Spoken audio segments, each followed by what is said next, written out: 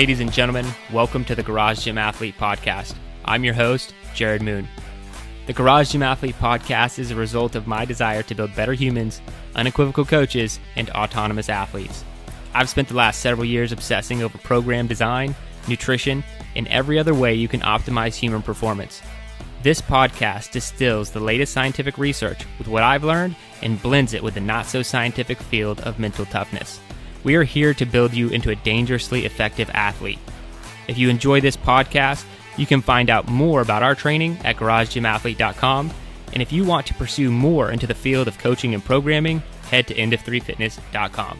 Thanks for listening.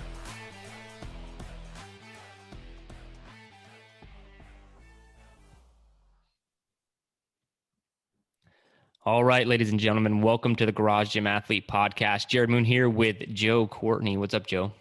What it do, Jerred? It do. And we have Jack Hampton. How's it going, man? Hey guys, it's going well, man. Hope y'all are doing all right today. Yeah, I'm excited to talk to the basement gym athlete, and we were kind of sharing some stories about that before we got started. Once upon a time, I was a basement garage gym athlete. Is that what you say? Or is it just basement athlete? Basement athlete, yeah. And I was like that for 3 or 4 months in 2020. Yeah, it's a great place to train. But I'm gonna let you give us the intro, man. You know who you are, what you do for a living, where you're from, all those good things. Yeah, so hey, I'm Jack Hampton. I'm from a small town called Chickamauga, Georgia. We're about 30 minutes below Chattanooga, Tennessee, so not too far from Kyle's back area here. I'm married, I have 2 children. I have a son that's 5 and a daughter that's 2. And then by trade, I'm a community pharmacist. So I work for independent pharmacy here locally. I've done that for, well, I'm a new position this year, but been out for 10 years as a pharmacist, and makes it pretty stressful. So I don't have to lift a whole lot of heavy stuff at work, but it's nice to come down in the gym, throw around some heavy stuff, and take out some frustrations that may or may not occur from dealing with the public. But yeah, that's me in a short little thing there. Yeah, my uncle's a pharmacist, so I've heard all about it. He also tried talking me into, for like a solid year or two, becoming a pharmacist when I first started college. He's like, "Come on, it's the best job on the planet. You got to do it." Probably when you were in school, it would have been a really good idea, but you know, things always change. So right, yeah, quickly. I can only imagine. So what is the setup in the basement? Yeah, so I'm down here. It's a complete unfinished basement, so I've got, I move it around a little bit, but I'm a little confined because it's in like an L shape. But when you first come in, I've got the Rogue Echo bike and my own bike over here on a smart trainer. So basically like your Concept 2 bike, but a little bit different. Treadmill that I try never to use unless I have to. And then the main set here, I've got the Rogue. I don't have one that mounts to the floor. It's actually got the feet, so I can move it if I want to. I never really wanted to commit to concreting it into the basement floor in case we were to move, but I've just got it sitting on like a home built deadlift platform. Kettlebells, barbells, sandbag, ruck bag, West plate.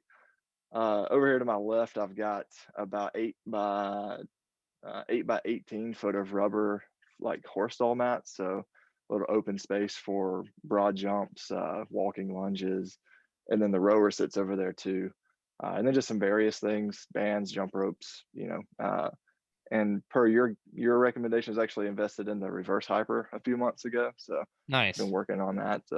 Just trying Did you to get the Scout or the Mega? Yeah, no, I did the Scout. I wanted to be able to fold it up if I needed to, which fortunately down here I have enough space. I've never needed to, but it fits really nice over in the corner. And so, yeah, I mean, it's pretty good for, improving that lower posterior chain. I don't use it a ton yet, but when it's in programming, it's been really nice to have. So Yeah, it is in the programming quite a bit, and man, just every day throw it into your warm up. I've been thinking about flipping my hyper recently, so just yeah, like selling it and then getting the Scout. because Yeah, I wish they had the Scout when I was buying a Hyper, just for the space issues. And the one I have has just such a ridiculous footprint. yeah. It's been When I nice. bought it, my wife looked at it. She goes, "You didn't tell me it was going to be that big." I said, "It's the smaller version. It's fine." Yeah. The one I have is it's insane, but I mean, reverse hyper. I think every athlete should have one. It's awesome that you invested in it. So overall, what was the big reason behind starting a garage gym for you? So actually, kind of started in college, I guess. Obviously, people talk about P90X. So that was like the first do it at home. Just bought some adjustable dumbbells and then added like an adjustable bench here and there, a couple of kettlebells. Didn't really know what I was doing in the beginning. And then I guess about 4 years ago, I actually had a buddy from college that had bought one of the Rogue like foldable racks when they first came Hmm. out in his garage. And so just like talking with him, I was like, dude, you can build your own garage gym at home. Like never knew. And so, yeah, just like the last 4 years, got looking at like what you spend on a monthly Globo gym membership. And like for us around here, the closest one's about a half-hour drive. So Wow. I got to be like, go work out for an hour, you're driving an hour. And it was a pretty easy sell for my wife because my son was not quite 2 at the time. I'm like, I can be home. And so, yeah, so we just started building it in the basement and slowly adding things over time. I never really worked out consistently before that, but it like having it at the house, not having to go somewhere, no monthly fee, it's definitely been a game changer for me. But yeah, just adding things. I don't buy a lot unless it's in the programming, and then once it's in the programming, I'll pick it up. Um, yeah, over 4 years, it's amazing kind of how big of a gym you can start to build. Yeah, and you got a lot of space, man. You got to fill that out. Yeah, Um, that's what I keep telling her. just keep slow, one purchase at a time. Then 10 years later, they don't know how the hell you got so much stuff, but it's awesome. Every now and then I've sold something once. Did you sell it during pandemic prices? No, I've picked up some stuff over the last year, but mostly it's been like friends that had a home gym that aren't using it. And when they offloaded, I'm like, yeah, I'll buy that at 50%. So now I've actually expanded a good bit, but you have the space when I get rid of it. Yeah, I think I have a lot of friends that I've definitely talked into the becoming a garage gym athlete or just getting garage gym equipment. I really need to follow up with all these people and be like, hey, you know that equipment you're not using anymore? Like, just why don't you throw it my way? Yeah, That's a good strategy. you can actually get some use that way. Yeah. Well, it looks like you're wearing the black PR shirt, which is awesome. So I know that you've been putting in the work, man. What are some of your goals right now?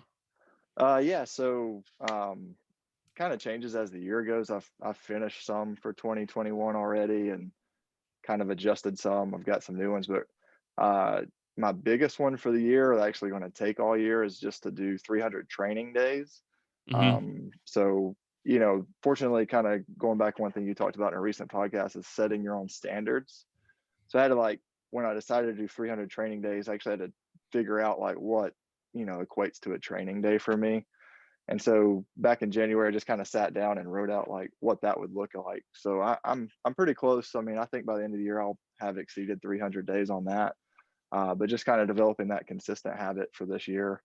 I'm kind of 2 or 3 years into doing that. And I figure once you've done that for enough years that you don't really have to focus on the consistency after a little while, but that's my big goal. And then for right now, I actually just signed up for a marathon. So I'm kind of Nice. doing, it'll be 2 months. It's in November. I did a ultra marathon earlier this year, and then I took some time Wow. off. Just kind of went to like a general fitness phase. Just kind of brought down the running a little bit, brought up the strength training. And so one thing I've been really trying to do is just pairing strength training with, longer distance things. Just really trying to see like, one, how strong can you be if you're running ultra distance, and then where that sweet spot is to where you don't do too much, endurance that you're losing some of the gains, or, hold on to as much as you can. And so far, really, like this year, I've done pretty well. Actually have gained, I guess in the last year with doing a marathon, ultra marathon, and now training for a marathon, I've still managed to put on, I think, 6 or 7 pounds of lean muscle mass. Granted, I put your programming in a year ago, so following your programming 4 days a week with my running, I've seen extremely good gains so far. So which track are you on? So when I first started last year, coming in as an endurance athlete, I'm like, oh, I've got to do endure. And I was finishing up a marathon block at that time. So I did endure for, I guess, September to December. And then I swapped over to shred. So I did 6 months of shred. I paired that with my ultra marathon planning, finished that in June. And then for my general fitness, I'm finishing my first cycle of hard to kill. And I actually have really liked hard to kill for like the last 12 weeks. It's been awesome. And so I'm going to continue that, even though, I'm 2 months away from the marathon. I'll just continue that because I haven't had any problems. I'm a little more sore than I was with shred. Obviously, it's a little bit more strength based. But yeah, no, it's been awesome. So the two pair really, really well together, if anybody's wondering. Yeah, that was my curiosity. And so, what does your additional running look like? So 4 or 5 days a week. Fortunately, a lot of days in our programming, you'll include a running day, so that kind of overlaps a little bit. But I've not been doing Meet Yourself Saturdays. That's typically like a run, or I was doing Murph every Saturday. I had to kind of pull that back a little bit. Actually, for the ultra marathon, I did every Saturday Murph plus additional 5-mile run. So I would run 4 miles and then do Murph as like a kind of prep. But yeah, now most of them are kind of zone 2. So I'll run, obviously my long run is zone 2, anywhere from 1 to 2 to 3 hours.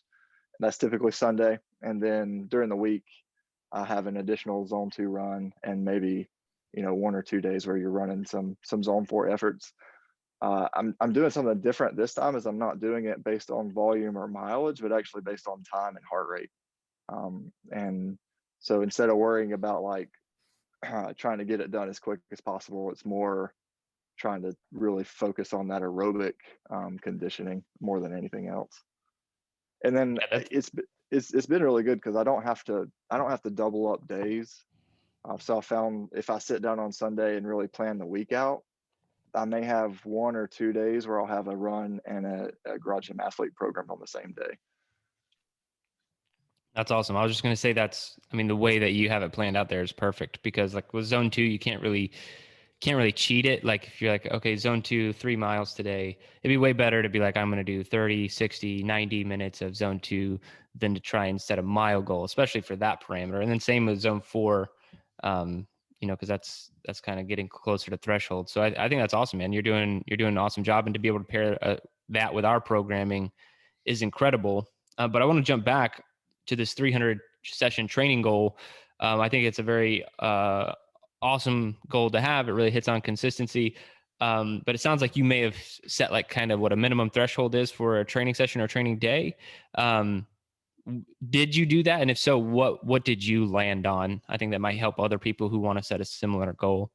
Yeah. So definitely. So I had, obviously paired with these other goals, I had to figure out, what's going to be a training day. Like, you wake up and you walk into the gym, does that count? No, that doesn't count. So, first thing I said, if I do the programmed workout from Garage Gym Athlete, that counts. And then I just had to say, okay, if I go for a run, what's the minimum distance or time? So I said, let's do a 30-minute minimum run. Obviously any Meet Yourself Saturday would count.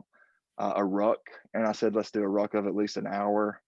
If I want to ride a bike, 45 minutes.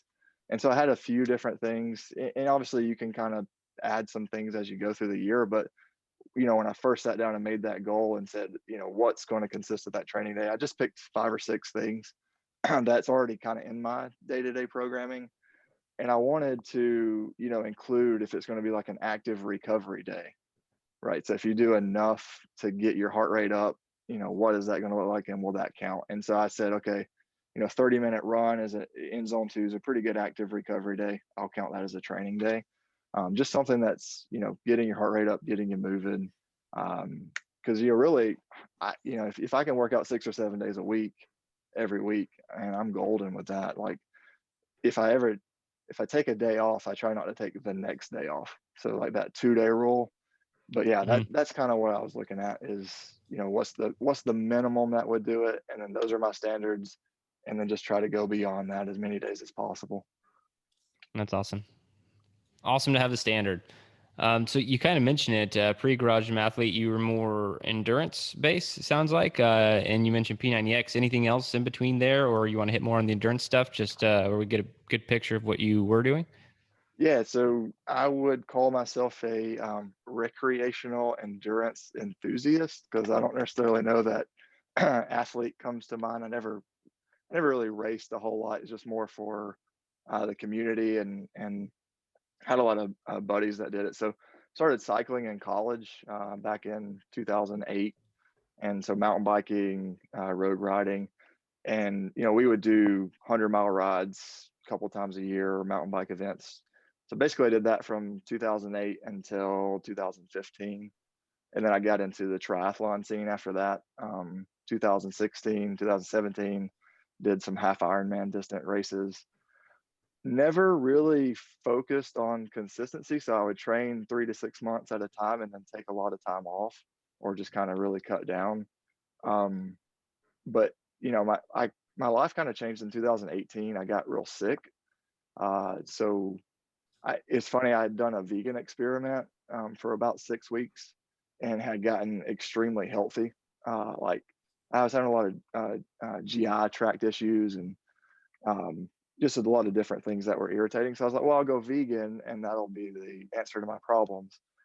And it really did. It helped me a lot, but it was going to, it was pretty hard on my marriage, because my wife didn't like the vegan side. And so we're cooking 2 different things every time. So I stopped the vegan. We went right on a camping trip, hot dogs, chocolate chip cookies, beer, all these things. And I come home a week later and I start getting sick and I start losing weight. Over the course of over the course of 9 days, I lost 23 pounds and ended up in the hospital. Wow.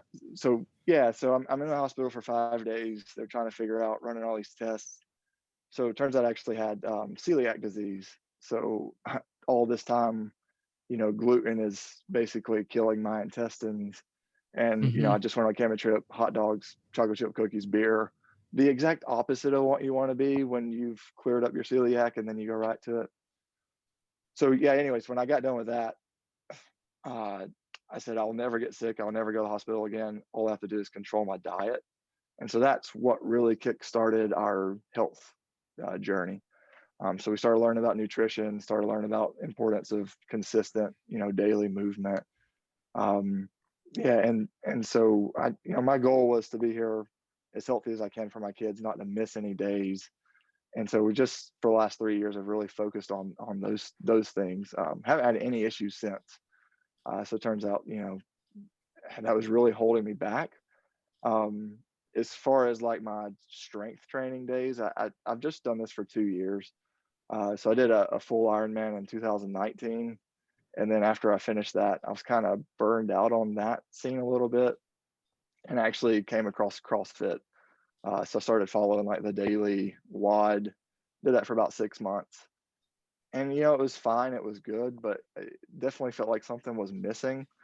And so my buddy from college told me, hey, you should check out, Into 3 Fitness. You should check out Garage Gym Athlete. Like, I think that they're extremely what you're looking for. And so I listened to a few of your podcasts. I tried the 2-week free trial, and then I was hooked. And, having like that solid programming with a purpose has really been helpful, and basically changed my life for the last year too. So it's been great. That's awesome to hear, man. And what a journey you've been on to find out that you have celiac disease. And so it sounds like maybe you were just kind of like in this maintenance mode, living your normal life. You went vegan, it all kind of went away. And then you were like, well, let's just stress test the system. And that put you in the hospital. That's insane. Never heard The of it being that doctor, extreme.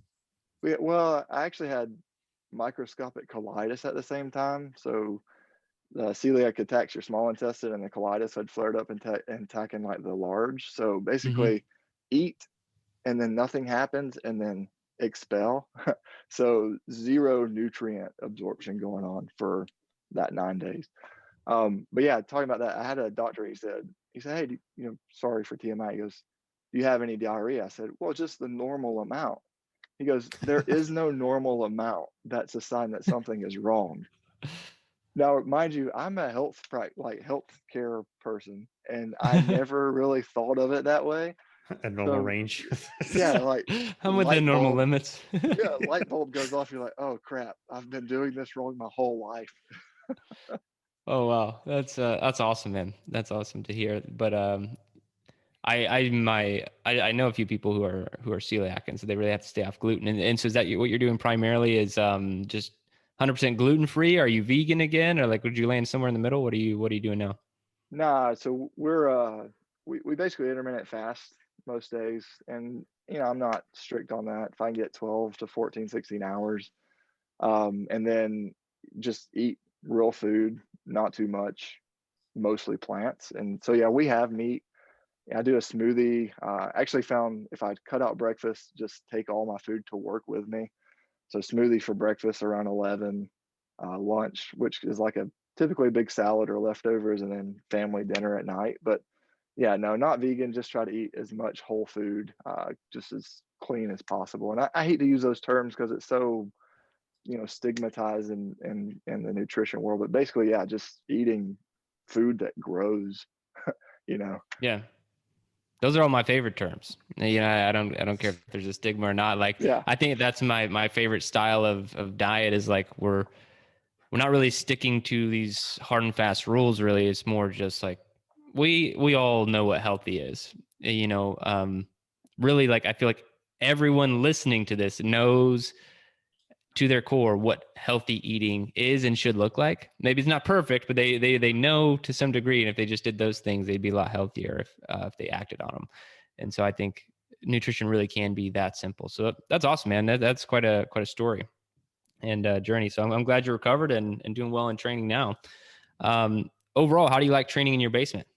Oh, it's the best. Everyone should do it. Like it's, you just get up and you walk downstairs and you're in your gym. It's your element. And there are many gyms, but this one's yours.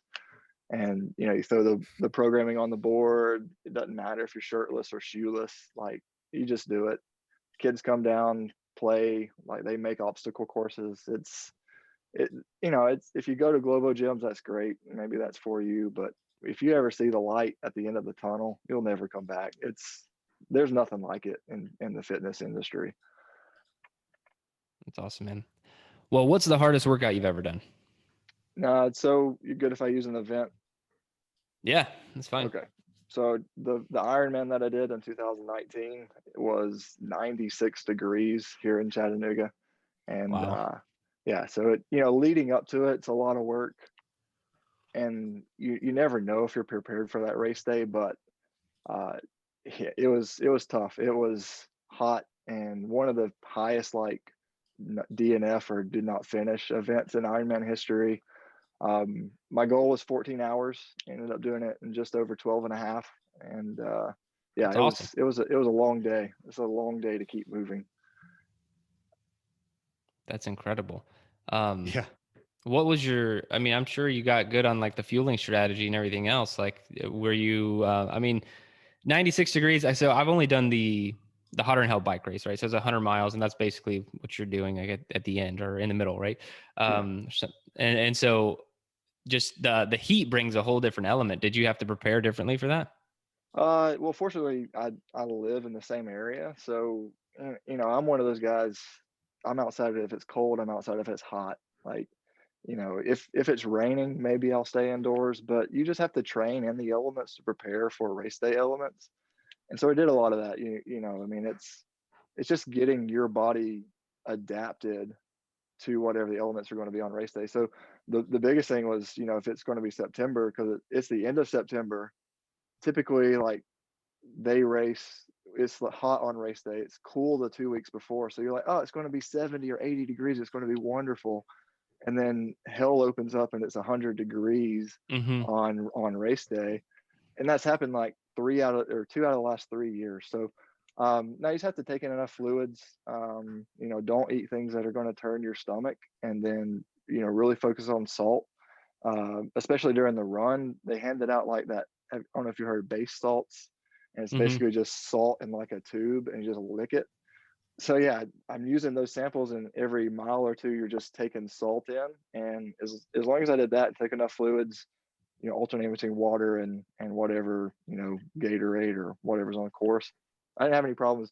As soon as I start taking that in, man, like the cramps would come up, your stomach would instantly turn. So you just have to, an event that long and that hot, you just have to stay on top of your basically hydration more than anything else. And how many hours per week were you training for that? First 6 months, you kind of go into like half Ironman training. So it's probably like 7-8 hours for me. And I function on like a time crunch athlete during that. Yeah. And so raced in May for half Ironman, that gave me 4 months from that to full Ironman. You get in about 10 to 14 hours a week. And that's just swim, bike, run. Right. So you're trying to add in some strength training 1 or 2 days a week just to keep a little bit of maintenance on that.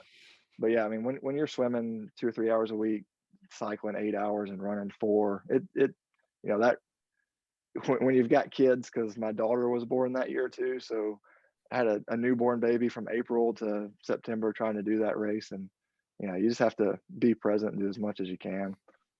Yeah, I selfishly ask because I want to complete a full Ironman triathlon. Like that's on my bucket list, but I'm just kind of waiting like until my kids get a little bit older. They're all in school, so I can, dedicate a little bit more of my week to training because I know it's just going to be basically double the amount of training that I'm doing now. But yeah, so thanks for giving me some tips on all that. Yeah. And one thing, like you can cut your training hours down. It's just going to make the day worse. Right. And I've done that. So I've done like just on the 100-mile bike race, I did the completely untrained, been on a bike maybe once or twice, 100 miles, and very, very, very bad day. Awful. And then I did the cycled, a couple times per week, long rides, all this stuff. And it actually made the event more like fun and like strategic.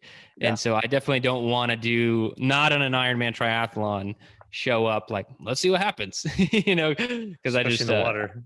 I just don't want to do that. But yeah. All right, man. In your opinion, what's the best activity for building mental toughness?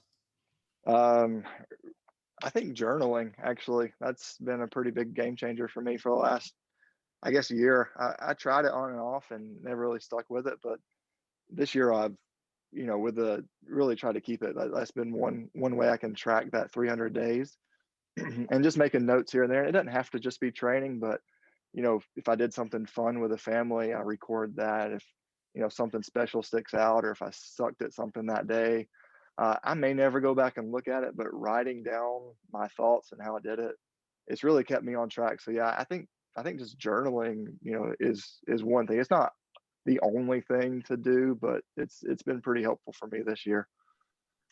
Yeah. Keeping track of that 300 training sessions. I mean, that's a serious thing. So, I mean, it comes out to being 25 training sessions per month, basically.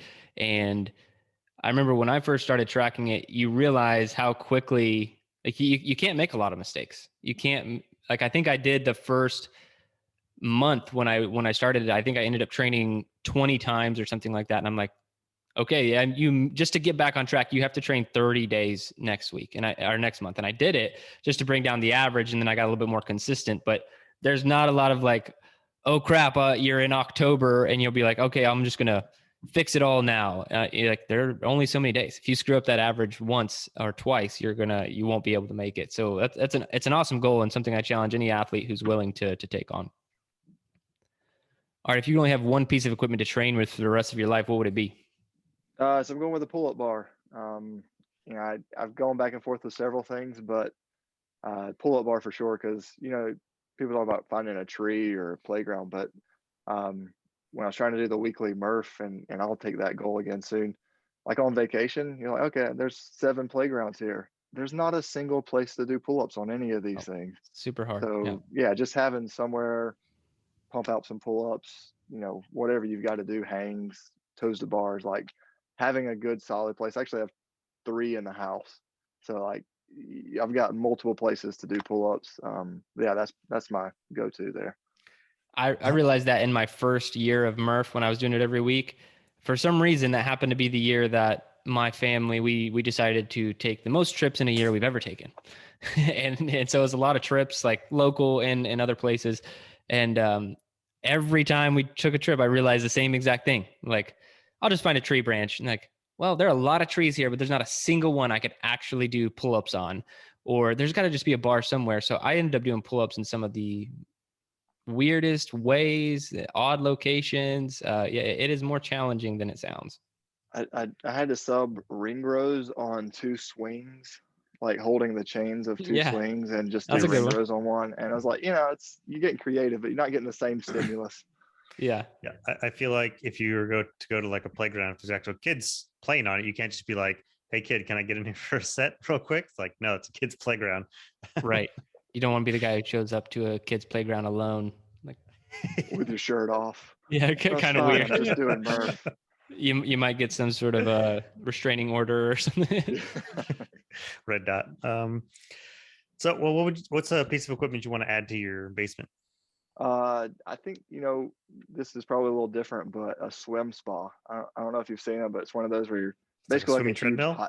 It's like a huge hot tub, but it creates that like current so you can swim. Because I would love to continue to do like Ironmans or triathlons, but devoting an hour and you have to join a gym, all that. Anyways, I've told my wife if I ever do it, I want to be semi amateur, semi enthusiast, like a $20,000 swim spa. Can't be that. I was about to say, how much does one of those cost? This is why I'm asking the gym genie. I don't have the space for it. Like, I would love to have something like that. I mean, that would like solve my training for triathlon problem. But I was just going to say, you're going to have to combine that with your cold plunge. Yeah. Yeah. Right now I could just like kick my feet for a little water practice. You just hold on to the side and kick your feet. Yeah, it would be perfect. Yeah, no, I figured I was just going to get a gym membership for that training time period of my life and only use the pool. But that's what I did. Yeah. That's awesome, man. Well, what is the best advice you have for all the garage gym athletes out there listening right now? Find good programming. Like, don't program hop. Pick something that kind of suits your style and goals and has a community or whatever. But like some people like printed off programs. Some people like the ones that are a little more involved. And I think just finding that good programming, stick with it, and do the work. If you do that, you're going to get better. Awesome. Well, Jake, it's been great to have you on, learn more about your story, your training, your history, everything. It's really, really awesome. I appreciate you spending the time with us this morning, man. I really do appreciate it. Yeah, thanks for having me. Yeah, man. Garage Gym Athlete Podcast. If you want to learn more, go to garagegymathlete.com. You can learn about our training. Let us send you a copy of our book, The Garage Gym Athlete, or you can even get featured on the Garage Gym Athlete Podcast. Thanks for listening.